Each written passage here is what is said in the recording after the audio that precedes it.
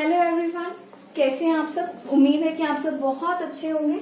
आज हमारा जो ये वीडियो है ये सिर्फ और सिर्फ एक टॉपिक को कवर करने वाला है जो आपके एग्जामिनेशन के पॉइंट ऑफ व्यू से बहुत ज्यादा इंपॉर्टेंट है, और वो है आपका exceptions of law of supply. अगर आप ये सोच रही हैं कि मैं सीधा exception of law of supply पर कैसे पहुंच गई, तो जी इससे पहले लॉ ऑफ सप्लाई की वीडियो हमारे चैनल पर आ चुकी है, आप पहले उसे देखिए ताकि आप समझ पाएं कि एक्सेप्शंस का क्या मतलब होता है। जो ये आपका पर्टिकुलर क्वेश्चन है exceptions of law of supply का, इसका दूसरा नाम हो सकता है कि क्रिटिसाइज कीजिए, कि गलत ठहराइए, ये बताइए कहाँ कहाँ लॉ ऑफ सप्लाई आपका अप्लाई नहीं हो रहा, ये भी आपके क्वेश्चन आ सकता है। नेक्स्ट देखिए, condition when law of supply does not apply. तो ये कुछ 3 तरीके मैंने यहाँ लिखे हैं जिनसे आप समझ जाएंगे कि भाई ये आ रहा है तो आपको ये 4 पॉइंट अपने आंसर्स में लिखने हैं। इसको समझने के लिए आज मेरे थोड़े गले में दर्द है, तो अगर किसी को थोड़ी आवाज में प्रॉब्लम हो रही हो तो आवाज फुल करके सुनना, क्योंकि मेरी आज इतनी ज्यादा अच्छे से आवाज आ नहीं रही है। तो देखिए, लॉ ऑफ सप्लाई होता क्या है पहले ये पता होना चाहिए। ये हमारी 5th वीडियो है सप्लाई को लेकर के। इससे पहले हमने 4 वीडियो और अपने चैनल पर डाली और सभी में ही डिस्कस किया है हमने सप्लाई के बारे में, जिसमें हम कर चुके हैं सप्लाई क्या होता है, सप्लाई का शेड्यूल क्या होता है, सप्लाई का कर्व क्या होता है, लॉ ऑफ सप्लाई क्या होता है। और आज ये हमारी 5वीं वीडियो आ गई जिसमें हम ये बता रहे हैं कि लॉ ऑफ सप्लाई को क्रिटिसाइज करने का अगर आ जाए तो आपने कौन से पॉइंट लिखने हैं, एक्सेप्शंस आ जाए तो आपने कौन से पॉइंट लिखने हैं, या वो कंडीशंस आ जाए जहां लॉ ऑफ सप्लाई अप्लाई नहीं होता है वहां आपको कौन कौन से पॉइंट्स को लिखना है। बेसिकली मैं एक छोटे से बिल्कुल नॉर्मली मैं आपको बता देती हूँ, ये अब आपका काम है कि आपने हैशटैग 4 में जाकर के ढूंढना है law of supply bye Tanya Kapil 4 इस नाम से होगा आपका, और आपको इसको ढूंढना है और इसको पढ़ना है।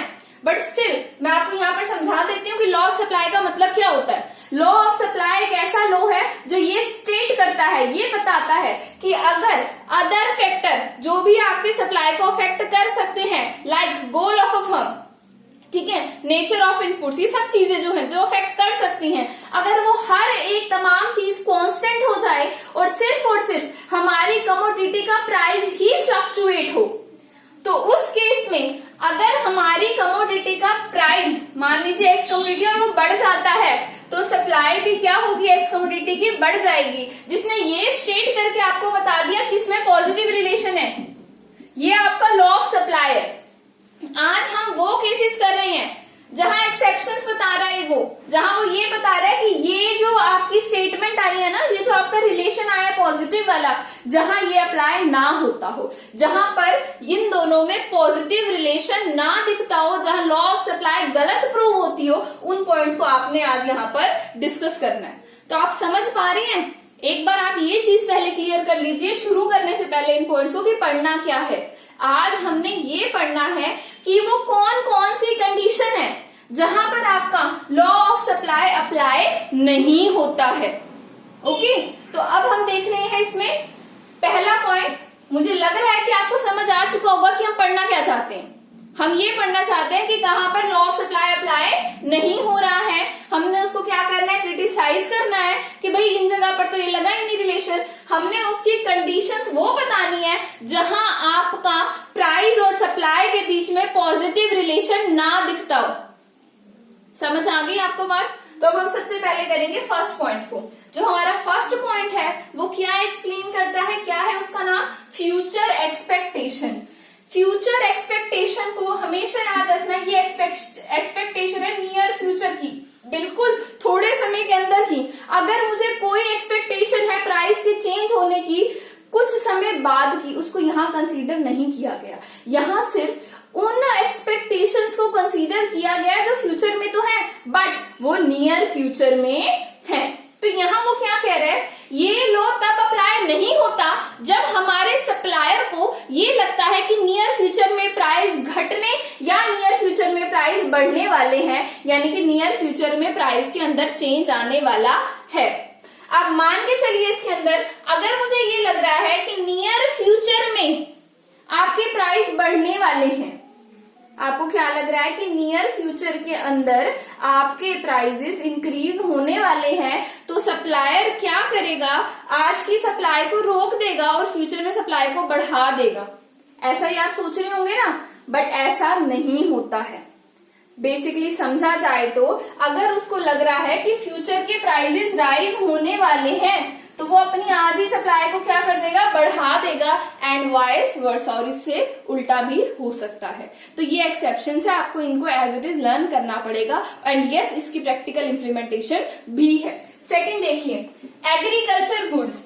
एग्रीकल्चर गुड्स एक ऐसे गुड्स हैं जिनका प्राइस के साथ रिलेशन कम देखा जाता है और एनवायरमेंट के साथ, वेदर कंडीशन के साथ रिलेशन ज्यादा देखा जाता है। हम ये देखते हैं कि जब वेदर कंडीशन अच्छी रहती है, जब हमारी क्लाइमेट कंडीशन, एफ का मतलब यहाँ समझ लीजिए कि फेवरेबल है, तब हमारी खाने पीने की चीजें जो ये टमाटर है, प्याज है, आलू है, इनकी कीमतें कम ही रहती हैं और इनकी सप्लाई क्या होती है, ज्यादा। हम अक्सर सुनते हैं कि टमाटर की जो खेती है, जो फार्मिंग है, वो खराब हो गई, उसकी वजह से टमाटर महंगे मिल रहे हैं। यानी कि जब उनकी सप्लाई पीछे से कम होती है उस टाइम पे उसके प्राइजेस इंक्रीज हो जाती हैं। समझ पा रहे हैं आप इस बात को? यहाँ वो ये कह रहा है अगर आपका क्लाइमेट फेवरेबल है तो उस केस में आपके प्राइसेस कम रहेंगे। क्यों कम रहेंगे? क्योंकि पीछे से अच्छी खासी सप्लाई आ रही है, आपकी सप्लाई कम नहीं हुई है। पहले आप ये बात समझ लीजिए। नेक्स्ट लाइन में वो क्या बता रहा है, अगर आपका क्लाइमेट अनफेवरेबल है, आपका क्लाइमेट अच्छा नहीं रहा, फ्लड आ गया, ड्रॉट पड़ गई, ठीक है, इसका मतलब क्या है, सूखा पड़ गया, बहुत ज्यादा बारिश आ गई, जिसकी वजह से आपकी सारी फसल खराब हो गई, सारे टमाटर देश के गल गए, खत्म हो गए, तो उस केस में क्या होता है कि टमाटर आपके महंगे हो जाते हैं। क्या हो जाता है? टमाटर महंगे हो गए। क्यों? क्योंकि उनकी पीछे से सप्लाई कम है। होना क्या चाहिए था अगर लॉ ऑफ सप्लाई की बात माने तो, कि प्राइस बढ़ना है तो सप्लाई भी बढ़ना चाहिए था। यहाँ तो उल्टा हो गया जी, सप्लाई कम है, प्राइस क्या है, ज्यादा है, तो इस केस में आपका लॉ ऑफ सप्लाई अप्लाई नहीं हुआ है। अब हम आ गए अपने थर्ड पॉइंट पर, वो है 2 पॉइंट, मुझे लग रहा है कि आप लोगों को समझ आ गए होंगे। सीधा पहुंचते हैं अपने थर्ड पॉइंट पर। थर्ड पॉइंट पे हम बात करने जा रहे हैं पेरिशेबल गुड्स की। पेरिशेबल गुड्स सिंपल लैंग्वेज में बोला जाए, ऐसे गुड्स जो बहुत जल्दी, जिनकी लाइफ बहुत कम है, बहुत जल्दी आपके खराब हो जाएंगे।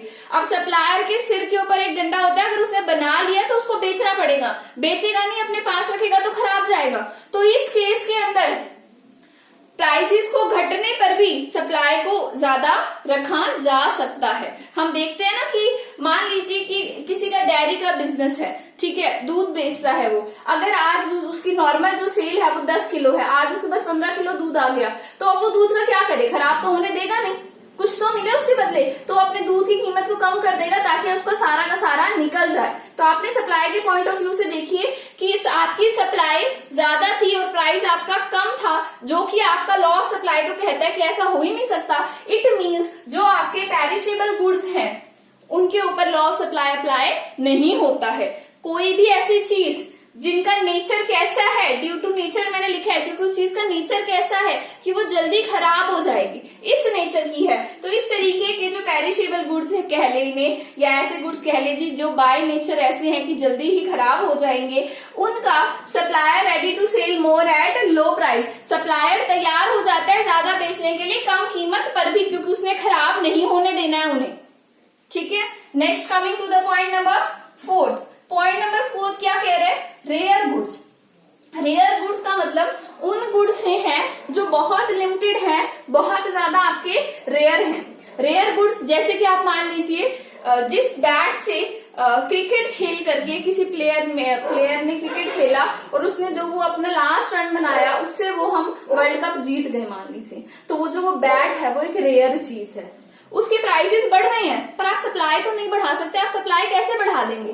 सप्लाई बढ़ाना उस केस में आपके लिए पॉसिबल नहीं है। तो इस तरीके की चीजों के अंदर आपका लॉ ऑफ सप्लाई अप्लाई नहीं हो रहा है, क्योंकि आइटम रेयर नेचर के आप और कहां से लाएंगे, और अगर और आ गई तो फिर वो रेयर नेचर की कहाँ रही। रेयर का मतलब तो यही है ना कि वो बिल्कुल ही एक अलग तरीके की चीज होनी चाहिए। जैसे मान लीजिए कि मैंने कहीं से मतलब मान लीजिए किसी ने सर्च किया और उसने कहीं से खोद करके जमीन में से कहीं से उसने मान लीजिए एक ऐसा डायमंड निकाल लिया जिसके अंदर मान लीजिए लाइट जल रही है, कुछ भी चीज आप मान लीजिए ना, कुछ भी हो सकता है। तो उस चीज, वो चीज रेयर है उसकी सप्लाई नहीं बढ़ेगी, कीमत उसकी बहुत बढ़ेगी। तो अब आप तो ये कहेंगे भाई लॉ ऑफ सप्लाई अप्लाई होना चाहिए हर चीज पर नहीं जी, इन 4 चीजों पर लॉ ऑफ सप्लाई अप्लाई नहीं होता है। इसके अलावा आपको जो लगता है कि इन चीजों में भी लॉ ऑफ सप्लाई नहीं होता है, आप उसको कमेंट सेक्शन में जरूर बताइएगा। और इसके साथ हमारी 5th वीडियो यहाँ पर खत्म हो गई है, जिसमें हमने डिस्कस किया exceptions of law of supply, criticise of law of supply और वो कंडीशन जहां पर लॉ ऑफ सप्लाई अप्लाई नहीं होता है। तीनों क्वेश्चंस के ये 4 ही आंसर हैं। आपको क्वेश्चन अपना पहचानना है और इन चारों को एज इट इज उतार देना है। And thanks for watching this video. जल्दी हमारी 6th वीडियो आएगी, जिसमें हम ये डिस्कस करेंगे कि वो कौन कौन से फैक्टर हैं जो सप्लाई ऑफ अ कमोडिटी पर असर डालते हैं। Thank you.